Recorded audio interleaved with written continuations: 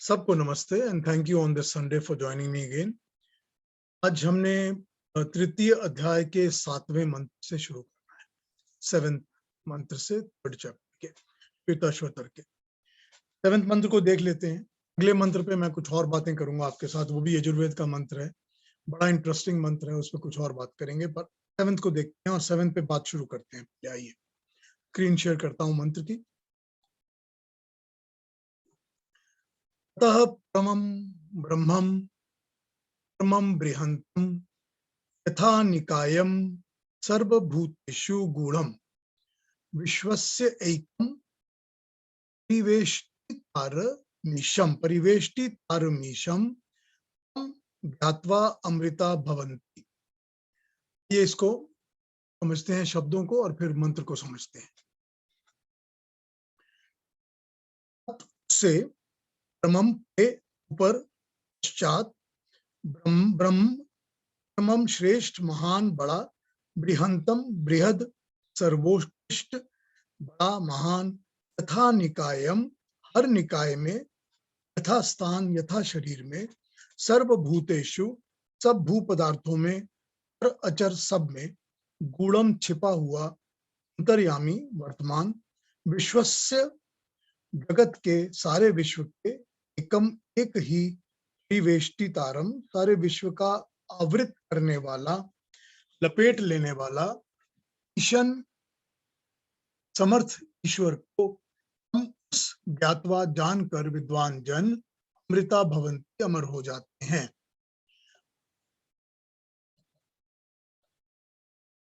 रुद्र रूप परमात्मा को जान लेने के बाद जब सबसे श्रेष्ठ ब्रह्म का परिचय होता है वो अत्यंत महान, जो कि अत्यंत महान है, हर स्थान में है, हर भूत में है, वही छिपा रहता है, अकेला वही पूरे विश्व को अपने घेरे में लपेटे में रखता है, सारे विश्व का एकमात्र स्वामी है। उसे जानकर योगी जन विद्वान जन अमृत आ जाते हैं, मुक्त हो जाते हैं। वह परम ब्रह्म सब भू पदार्थों में सारी क्रिएशन में छिपा बैठा है और सभी भू पदार्थों में अपने भू पदार्थों को अपने घेरे में अपने आवृत्ति में लपेटे हुए है। Hidden with in all simultaneously envelopes the entire creation. वो है भी सब में, सब अपने लपेटे में भी रखता है। ठीक है ना, ये इसका कॉन्सेप्ट है। इस मंत्र में इस परमेश्वर के गुण की चर्चा की गई है, इस रहस्य को जान लेने की बात कही है। हम आम चर्चा के लिए इसे पढ़ तो लेते हैं, मगर इसमें छिपे हुए भाव को, संदेश को, प्रभु के गुण को समझना और समझकर अपनाना सच ही बहुत बड़ी बात है। प्रैक्टिकल लाइफ में इसे मान्यता दे पाना, इसको अपनाना सच बड़ी बात है। पिछले मंत्रों में हमने रौद्र रूप की बात की थी, सब जीवों का न्याय करता है, दंड भी देता है, और उससे प्रार्थना भी की थी कि हे शिव, शांत कल्याणकारी रूप में हे ईश्वर, विद्वानों को, ज्ञानी जन को, पुरुषार्थ युक्त को, जो आपके वेदों पे बताए मार्ग का अनुसरण करते हैं, उन्हें कल्याण मार्ग पर चलाएं, उन्हें दंड और हिंसा से दूर रखें, उन्हें अत्यंत सुख प्रदान करें, वेदों का उपदेश, वेदों का रक्षण प्रदान करें।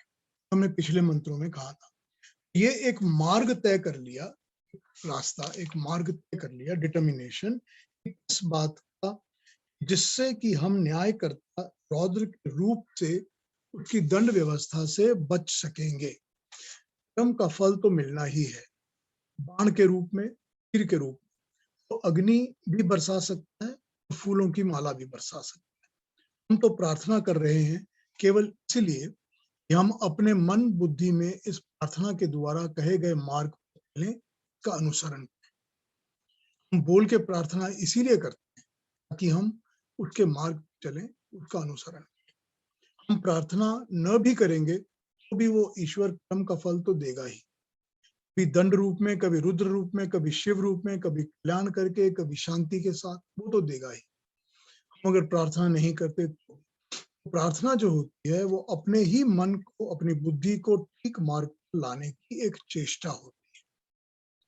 हम ये चेष्टा कर रहे हैं, तभी प्रार्थनाएं कुछ ऐसी ही होती हैं। धियो यो न प्रचोदयात्, प्रभु हमारी बुद्धि को, श्रेष्ठ मार्ग पर लगाओ, ये भी तो प्रार्थना ही है। उसके द्वारा स्वयं से भी कह लिया और अपने आप को, अपनी बुद्धि पर भी ये बात कही कि हमको ठीक मार्ग पे चलना है, परमात्मा की मदद से चलना है। हमसे भी कह रहे हैं और अपने आप से भी कह रहे हैं। हम रुद्र के न्याय और दंड से बचेंगे जब जब हम उचित मार्ग, ज्ञान के मार्ग पर, योग के मार्ग पर, वेदों के मार्ग पर अग्रसर होंगे।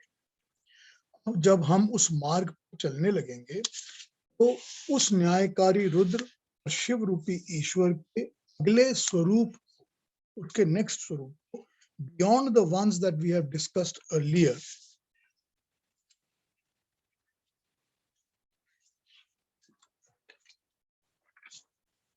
को भी जानने की बात की गई है। अपने शरीर से ही शुरू कर लें, अपने ही शरीर से शुरू कर लें। मेरी आंखों में देखने की शक्ति उस परमात्मा की है। देखने लायक यंत्र भी उस परमात्मा ने ही बनाए हैं, जो आंख के गोलक हैं, जो बाकी चीजें हैं आंख। और इस यंत्र को प्राण शक्ति, जीवन शक्ति, इसकी सारी वेन्स और आर्टरीज और इसके चलने की क्षमता सब उस परमात्मा ने बनाई है। जो मैं देखता हूं वो सारे दृश्य भी परमात्मा ने ही बनाए हैं। और सारे दृश्य में सूक्ष्म से सूक्ष्म चिंतन करें, फिर ये कि शरीर की व्यवस्था, उसका सारा कारोबार सब परमात्मा के नियम, कानून, व्यवस्था से ही होता है। जैसे ही वो अंदर छिप बैठा है, वैसे ही मेरे सारे अस्तित्व में उसी ने अपनी व्यवस्था में लपेटा हुआ है। अंदर तो वो बैठा ही है, ठीक है ना।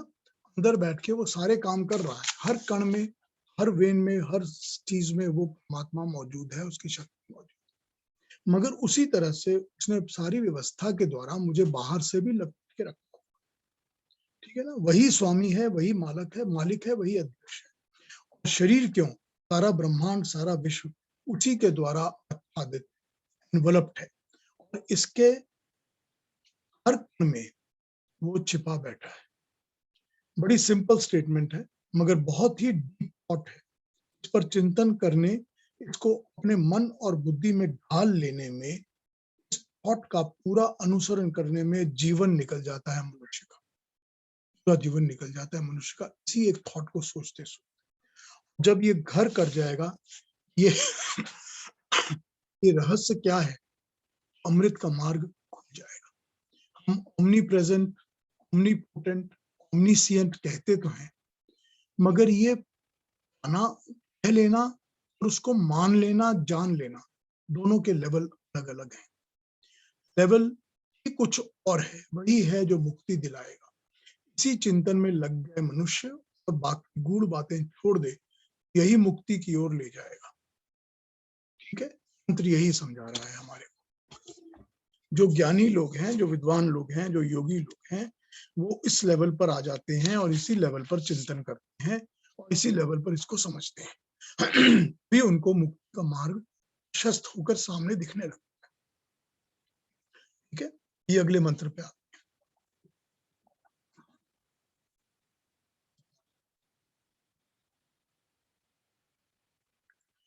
यजुर्वेद के 31वें अध्याय का 18वां मंत्र, 31st चैप्टर का 18th मंत्र यजुर्वेद का।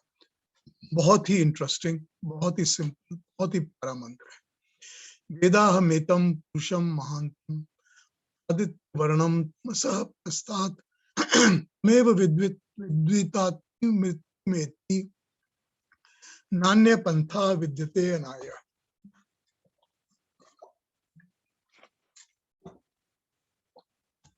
वेद ज्ञान जानता हूं, मुझे पता है। मैं इतम, बताए जा रहे इस सर्वव्यापक परमात्मा को, पुरुषम, परम पुरुष ब्रह्म को, परमात्मा को, महानतम, सबसे महान, सबसे श्रेष्ठ को, आदित्य वर्णम, स्व प्रकाश स्वरूप, विज्ञान स्वरूप, जिसका वर्णम ही आदित्य है, दीप्तमान है, प्रकाशमान है।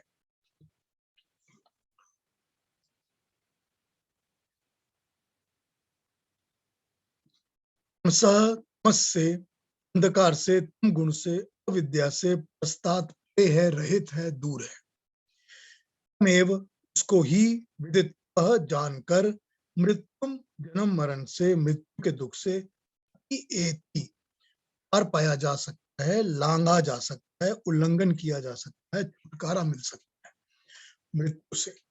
न नहीं अन्य दूसरा कोई अन्य भिन्न पंथ मार्ग विद्यते विद्यमान है, जाना गया है, ता है नाय मुक्ति के लिए, पार पाने के लिए, छुटकारा पाने के लिए अभीष्ट इच्छा, अभीष्ट कामना ध्यान किए। ठीक है, ये मंत्र का अर्थ बनता है। मैं उस महान पुरुष को जानता हूं, जान गया हूं, जो अति महान स्वयं प्रकाश स्वरूप और आनंद स्वरूप है, जो ज्ञान विद्या से पूरा पृथक है, अलग है, दूर है। उस परमात्मा को जानकर ही मृत्यु आदि के अथाह दुख सागर से छुटकारा मिल सकता है, मुक्ति का मार्ग मिल सकता है। इससे भिन्न मोक्ष के अभीष्ट को पाने का और कोई मार्ग है ही नहीं। वेदाहमेतम, हम मुझको वेद पता है, एतम ये बात, पुरुषम महानतम, उस महान पुरुष, महान परमात्मा, आदित्य वर्णम, जिसका वर्ण आदित्य की तरह है, सूर्य के प्रकाश की तरह है, नॉलेज है, जिसमें तमस कोई है ही नहीं, तमसा परस्तात्, सारा तमस हट के दूर हो गया है। मेव विदित्वाति मृत्युम, मेव विदित्वाति, उसी को जानकर ये पता चलता है कि मृत्यु में से मेति अति मेति, छुटकारा, उसका उल्लंघन, उससे पार कैसे पाया जा सकता है। न अन्य पंथा विद्यते अनाय, और कोई पंथ है ही नहीं ये बात को जानने का, विद्या को पाने का, जो मेरा अयनाय है, अल्टीमेट डिजायर है, मेरी जो मोक्ष की कामना है। पीयूष जी आवाज थोड़ी कट रही है। अच्छा, अभी भी कट रही है? जब आप नीचे झुकते तो मैं नीचे नहीं झुक रहा था ना। चलिए कैरी ऑन करता हूँ। दोबारा बोलूं क्या इस मंत्र को एक बार? को दोबारा बोलूं? नहीं, समझ तो आ जाता है, वैसे आवाज थोड़ी कट कट कट के आती है ना। अच्छा, एक बार फिर से इसका मंत्र के अर्थ को मैं बोल देता हूँ कि वेदा हम एतम पुरुषम महान, वेद हम एतम, हम मुझे विद का है, नॉलेज है, एतम इस बात का, पुरुषम महान, उस पुरुष का, उस महान पुरुष का, उस परमात्मा का, आदित्य वर्णम सह प्रस्तात्, जिसका वर्ण ही आदित्य है, जो सूर्य की तरह है, परमानेंट है, नित्य है, हमेशा रहता है, और जो तमस को बिल्कुल दूर रखता है, उसके आसपास भी तमस नहीं भटकता। सा परस्तात्, तमस को वो दूर हटा देता है, फेंक देता है। मेव विदित्वाति मृत्युमेति, उसी को जानकर, मेव विदित्वाति मृत्युमेति, उसी को जानकर, उसी का ज्ञान पाकर, मृत्यु से एति उल्लंघन करके पार पाया जा सकता है। न अन्य पंथा विद्यते अयनाय, कोई भी अन्य पथ है ही नहीं उसकी विद्या के अलावा इस अयनाय को पाने का। अयनाय अल्टीमेट डिजायर, जो कि मोक्ष पाने का है। क्लियर था इस बार? तो नहीं ना? जी बेटर है, पहले से बेटर था। ठीक है। There is no way to attain moksha other than the knowledge of that purusha. यहाँ पर आदित्य वर्णम कहा है, सूर्य के वर्ण वाला या सूर्य के जैसे प्रभा वाला। ऐसे सूर्य की रोशनी में सब साफ दिखता है, शक की मात्रा नहीं रहती, अंधकार तनिक भी नहीं रहता, मस शून्य हो जाता है। ये सिद्धांत भी सीधा होकर सामने आ गया। जैसे सूर्य का प्रकाश आ जाता है, उस परमेश्वर के ज्ञान के बिना, उसे जाने बिना मृत्यु से पार पाने का और कोई प्रकाश और कोई उपाय है ही नहीं। अगर आदित्य वर्ण से उसके प्रकाश युक्त होने की बात भी, जो स्व प्रकाशित है, अखंड है, ज्योति स्वरूप है, ऐसे पुरुष को, जो परम पूज्य है, जो तम से पूरी तरह रहित है, ऐसे महान पूजनीय पूर्ण पेज को मैं जान गया हूं, जानता हूं। ज्ञान तो प्रकाश का ही पर्यायवाची है। यहाँ प्रकाश के साथ साथ इस चीज को ज्ञान भी समझा जा सकता है कि आदित्य वर्णम से ज्ञान पाने की बात हो रही है। उस ज्ञान को, उस प्रकाश को जिसमें लेश मात्र भी अविद्या या तुम नहीं है, उसे जानकर ही मुक्ति की संभावना है। मृत्यु अति एति, मृत्यु को लांग जाना, उल्लंघन करना, इसके अलावा और कोई उपाय नहीं है। अन्य न विद्यते शब्द है अयनाय। अयनाय परम अभिष्ट, अल्टीमेट सिंगुलर डिजायर, जो कि बाकी सब डिजायर से मुक्ति दिला देगा, पार लगा देगा। और ब्रह्म ज्ञान के बिना मुक्ति हो ही नहीं सकती। यह सिद्धांत सारे वैदिक और सारे सनातन लिटरेचर में भरा हुआ है। ये प्रिंसिपल, परमात्मा के ज्ञान के बिना मुक्ति हो ही नहीं सकती। ये प्रिंसिपल सारे ही वैदिक लिटरेचर में भरा हुआ है। यहाँ पर भी यही बात हो रही है, यहाँ पर भी इसी ज्ञान की बात हो रही है। कुछ मंत्र पूर्व हमने परमात्मा का विराट रूप की बात की थी। हमने कहा था कि उसकी आंखें सब और हैं, उसका मुख हर स्थान पर है, उसके पांव सब जगह हैं, वो सर्वव्याप्त है, 1000 हाथों से सब जगह काम कर रहा है, उसके पैर, उसकी छिपी हुई शक्ति भी सब जगह है, सब कुछ अपने भाव से उसने ढका रखा है। सारी बातें हमने कुछ मंत्रों पहले की थी। ये ज्ञान जब प्रकाश की भांति साफ दिखाई देने लगेगा और किसी संशय, डाउट की गुंजाइश रहेगी ही नहीं, जान लो कि मैंने उसको सूर्य वर्णम की भांति, उस महान परम पुरुष को मैंने जान लिया।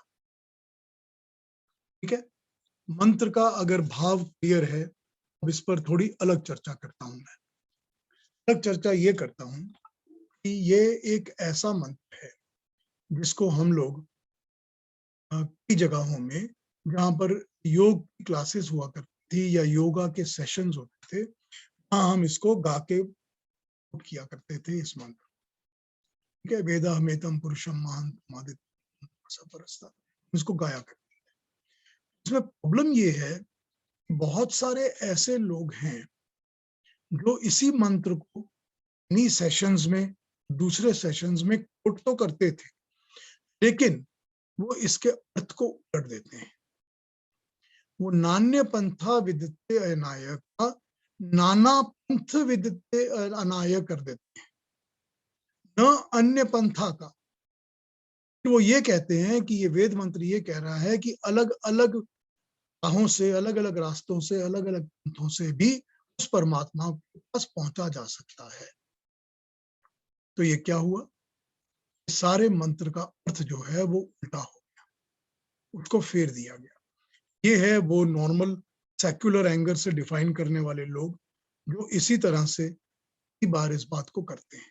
मैं बहुत बार ऐसे लोगों के साथ भिड़ चुका हूँ, उनके साथ आर्ग्यूमेंट्स कर चुका हूँ, उनको समझा चुका हूँ। फाइनली जो है ना, बात एक ही जगह आके टिक जाती है कि क्या आप मेरे गुरु से ज्यादा जानते हो। उसकी कोई आर्ग्यूमेंट फिर नहीं हो सकता, आप कुछ नहीं कह सकते। मगर इस चीज को उलटने कि अगर आपको कहीं ये चीज दिखती है, लोग इसको रॉन्ग पुट कर रहे हैं, तो उसका अपोज जरूर करिए और उसको कहिए कि इसको ठीक, अर्थ को ठीक समझिए, गलत प्रचार मत करिए। इसमें नाना पंथा है ही नहीं, इसमें न अन्य पंथा है, अन्य किसी पंथ के अलावा उस परमात्मा को पा ही नहीं सकते।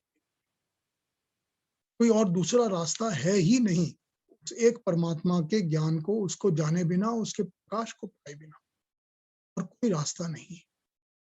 बड़ा सिंपल मंत्र है, बहुत ही प्यारा, बहुत ही सिंपल प्यारा मंत्र है यजुर्वेद का, और बहुत चर्चित मंत्र है। कई जगह मिलेगा, कई जगह सुनने को आएगा। साफ कही हुई बात है कि और कोई उपाय है ही नहीं, इसकी कोई भी दूसरी डेफिनेशन करने की कोई जरूरत नहीं है, कोई आवश्यक। क्लियर हुआ ये?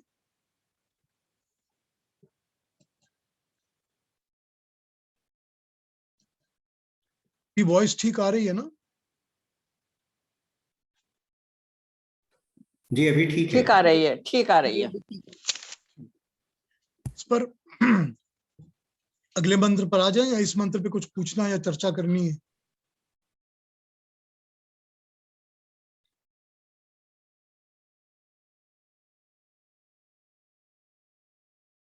ये 9th पर आ जाए। हाँ जी। यस्मात् परम न अपरम अस्ति किंचिद, यस्माद् न अप्रियो न ज्योयो ज्यायो अस्ति किश्चित्, वृक्ष इव स्तब्धो दिवि तिष्ठति तेन इदं पूर्णम पुरुषेण सर्वम। यस्मात् जिससे, परम पे आगे श्रेष्ठ, न नहीं, अपरम पीछे बियॉन्ड, अस्ति है कुछ भी कोई भी, यस्मात् जिससे, अपरिय सूक्ष्म अणु या उससे छोटा, न नहीं, ज्यायः बड़ा महान, अस्ति है निश्चित कोई भी, वृक्ष इव वृक्ष की तरह, स्तब्ध स्थिर, निश्चल वर्तमान जकड़ा हुआ, दिवी लोक में, आकाश लोक में, स्थिति स्थित है स्थिर है, इन दम इस जगत संपूर्ण विश्व, पूर्णम भरा हुआ, व्याप्त पूरा, पुरुषेण परम पुरुष पूर्ण परमेश्वर से, जगत के अधिष्ठाता से, उसके द्वारा, सर्वम सब कुछ ही सब है, जिससे न कुछ आगे है न कुछ पीछे है, न जिससे कुछ सूक्ष्म है और न कुछ महान है, न अकेला, वो अकेला ही एक वृक्ष की तरह संसार में दृढ़ खड़ा है, जिसका शिखर द्यूलोक में स्थित है, उस परमात्मा देव से इस विश्व का अणु अणु भरा हुआ है। ठीक है, ये इस तरह से कहा गया है। इसका मतलब है सॉलिडली ग्राउंडेड। दिवी से हम द्यूलोक समझते हैं, सेलेस्टियल दिव्यता प्राप्त, सब स्वामी भी कहा जा सकता है परमात्मा को। प्रभु चर्चा और पीछे ही चल रही है। मनुष्य हर समय हर स्तर पर किसी न किसी वस्तु पदार्थ ज्ञान विद्या के सूक्ष्म सोर्स को ढूंढता ही रहता है, अपनी समझ को बढ़ाने के लिए। इस बात का, इस इंफॉर्मेशन का सोर्स क्या है, ये कहाँ से बात निकली है, कहाँ से चली है, कितनी डिपेंडेबल है, ट्रस्टवर्दी है, कि डीप इंटेंशन क्या है। इस तरह से हम हर बात का एनालिटिकल अपने दिमाग में सोच करते ही रहते हैं। उसी तरह से जो महानता है, जो बड़ा है, विशाल है, जो इम्पोज करता है,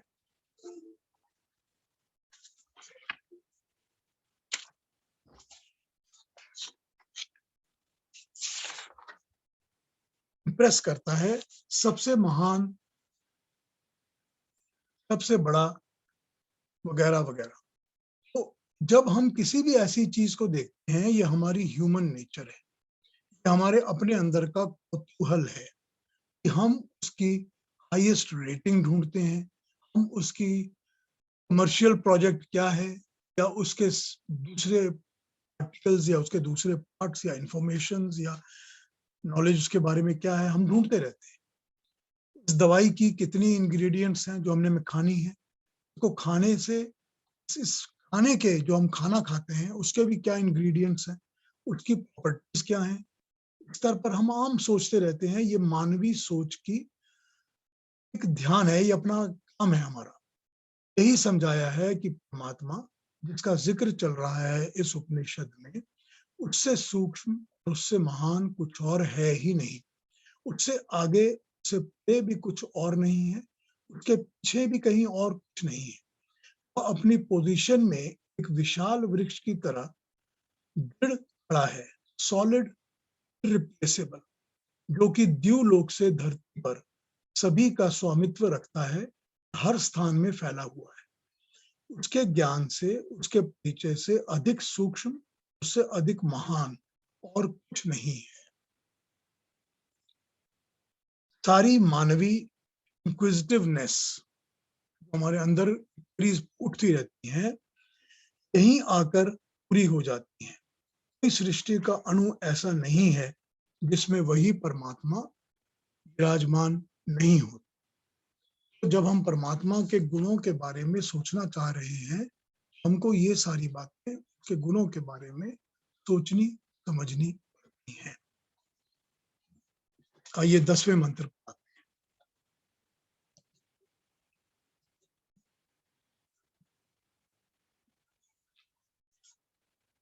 तो यद उत्तरतरम रूपम नामयम य एतद् विदु अमृतास्ते भवन्ति अथ इतरे दुःखम एव अपि यन्ति।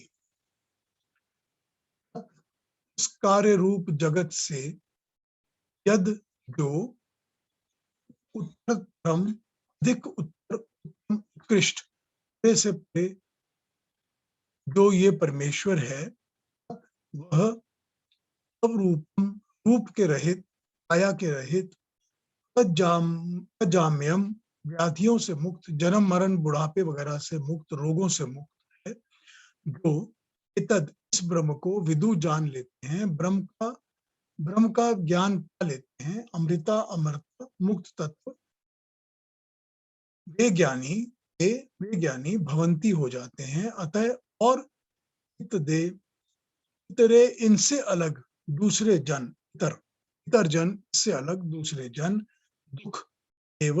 दुखम एव दुख को ही भी निश्चय से यंत्र प्राप्त होते हैं।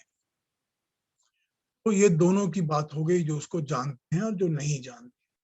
इस व्यक्त और अव्यक्त प्रकृति में जो कि रूपवान है, तो किसी छिपी हुई भी है, दृश्य भी है, अदृश्य भी है, सब कुछ सबका शक्ति सारी की सारी का शक्ति main source of power and energy जो अध्यक्ष स्वामी है, वो इन सबसे सबसे उत्कृष्ट है, पूर्ण तथा रूपवान है, अदृश्य है, उसका कोई रूप नहीं है और वो दिखता नहीं।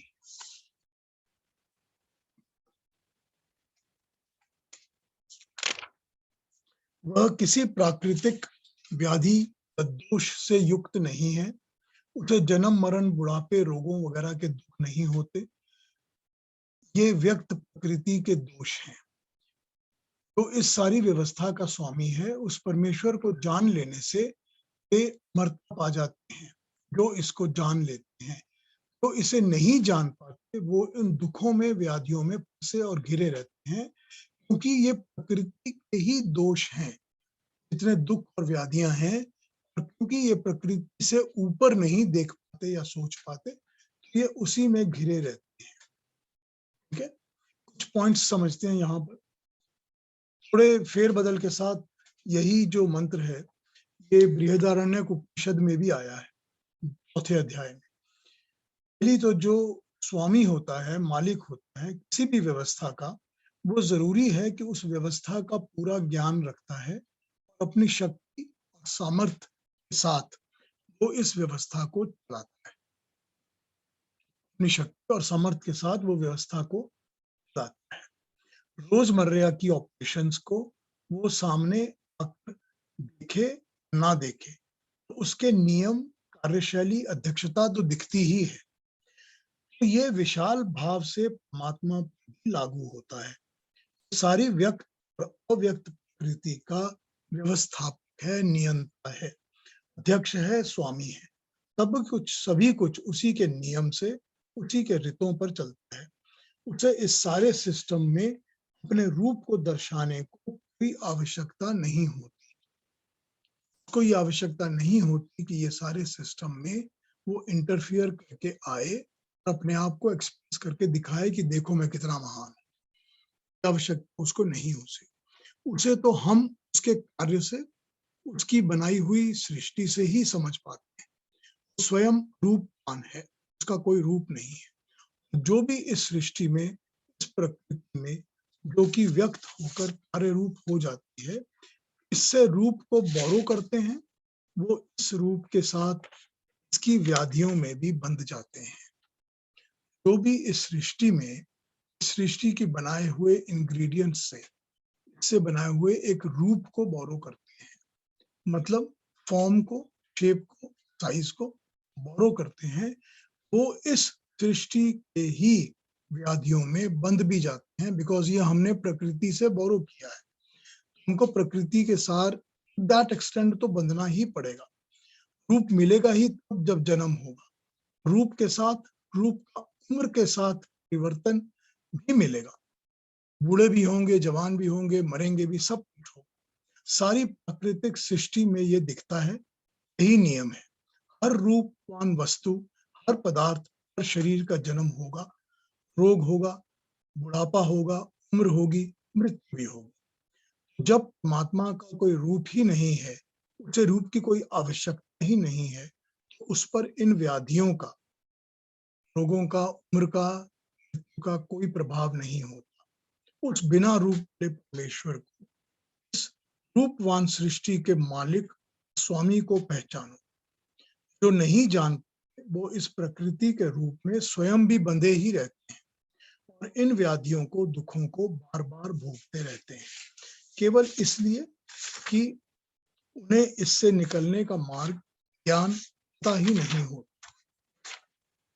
वो रूपवान में ही फंसे रहते हैं, रूप की वस्तुओं में ही अटके रहते हैं। हर वस्तु जो दिखती है, जो देखी समझी जाती है, प्रकृति की, संसार की, मनुष्य या जीव रूप में या किसी भी रूप में, जब तक इस रूपवान में अटके रहेंगे तब तक दुख का अंत नहीं होगा। रूप मिलेगा, रूप को देखेंगे, उसके आकर्षणों में बंधे रहेंगे, उसके पीछे लालसा, मोह, लोभ रखेंगे, उसके साथ जुड़े हुए दुख और व्याधि घेर ही लेंगे, आके लग ही जाएंगे। परमेश्वर अरूपवान है। सारी व्यवस्था, सृष्टि, जगत, विश्व सबसे परे, सबसे उत्तम, सबसे उत्कृष्ट, सबसे बलवान, सबसे शक्तिशाली, उसको पहचानो। भी रूप से छुटकारा मिलेगा, अमरता, अमृत पा सकेंगे। हमारा शरीर भी तो एक रूप है और सारा दिन हम, सारा जीवन हम अलग अलग रूपवान वस्तुओं में, मनुष्यों में उलझे रहते हैं या प्रकृति में उलझे रहते हैं। यही जीवन का उद्देश्य बना लेते हैं, यही हमारा सहारा होता है और इसके पे हमको सूझता ही नहीं। तो जब इसमें उलझे रहेंगे, व्याधियां भी रहेंगी, दुख भी रहेंगे, कष्ट भी रहेंगे। मुक्ति का बस एक ही उपाय है, पिछले मंत्र में ही बताया था। उस उपाय से जुड़ जाइए, उस परमात्मा का ज्ञान प्राप्त करिए, भी मुक्ति मिलेगी। और उस रूप का, इसका कोई दर्शन होता ही नहीं है, परमात्मा का ज्ञान प्राप्त करिए। ठीक है, ये अगले मंत्र पे आते हैं, 11वें।